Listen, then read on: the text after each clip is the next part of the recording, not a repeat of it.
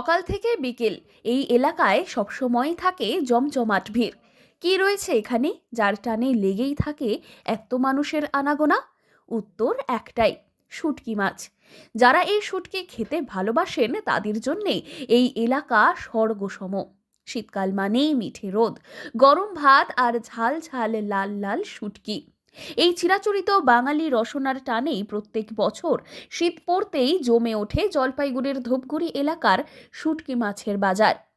হ্যাঁ, জেলাগুলি আছে। আপনাদের শুটকি তো ভুটানেও যায়? হ্যাঁ, অবশ্যই ভুটানও যায়। ভুটানে যায় হ্যাঁ, আপনাদের? ভুটানও যায়, আসামেও যায়। এইখানে থেকে সবাই এসে নিয়ে যায়। ভুটানের লোক? হ্যাঁ, ভুটানের লোক নিয়ে যায়।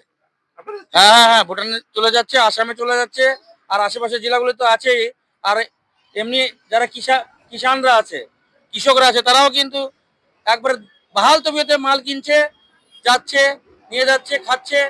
৪৮ নম্বর জাতীয় সড়ক ধরে ধূপগুড়িতে ঢোকার মুখেই চোখে পড়ে দুধারে সারি সারি শুটকি মাছের দোকান। শীতের মরশুমে এই এলাকায় বাড়তি ভিড় যেন নিত্যদিনের ছবি।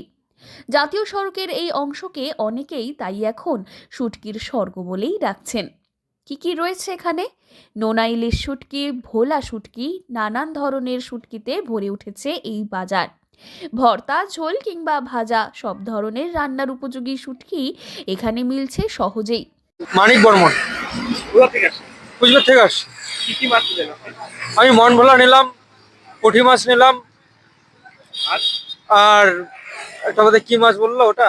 এইখানে কেন এত থেকে?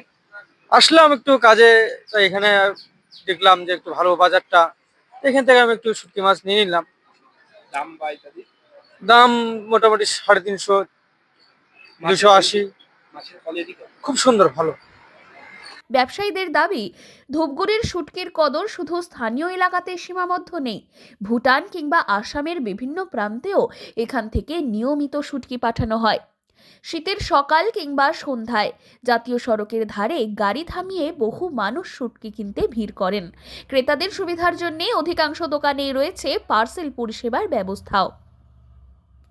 দুপাশে সারি সারি দোকান, বাতাসে ভেসে আসা শুটকির চেনা গন্ধ আর ক্রেতাদের ব্যস্ততা, সবটা মিলিয়ে শীতের মরশুম জুড়ে ধূপগুড়ির শুটকি বাজার এখন রীতিমতো আকর্ষণের কেন্দ্রবিন্দু। জলপাইগুড়ি থেকে সুরজিৎ দে রিপোর্ট, লোকাল 18 বাংলা।